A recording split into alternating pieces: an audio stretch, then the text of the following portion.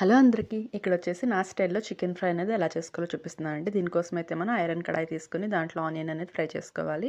తర్వాత బోన్‌లెస్ చికెన్‌ని చిన్న చిన్న ముక్కలుగా కట్ చేసుకొని దాన్ని కూడా యాడ్ చేసుకొని ఉప్పు, పసుపు వేసుకొని బాగా ఫ్రై చేసుకోవాలనమాట. తర్వాత ఫ్రెష్‌గా చేసుకున్న జింజర్ గార్లిక్ పేస్ట్ ఏసుకోవాలి. ఇదే కీ ఇంగ్రీడియంట్. మనం అప్పటికప్పుడు చేసుకుందేసుకుందైతే చాలా మంచి టేస్ట్ ఉంటుంది.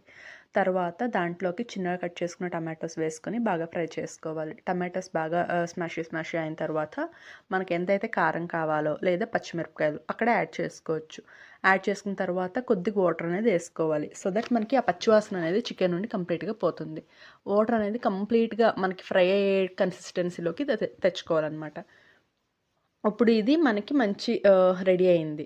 లాస్ట్‌లో మనం స్టవ్ ఆఫ్ చేసే ముందు 2 బిగ్ స్పూన్స్ ఆఫ్ మనం కొరియాండర్ పౌడర్ యాడ్ చేసుకోవాలి. ఇదొక్కటే మనం మసాలా పౌడర్ ఏస్తున్నాము.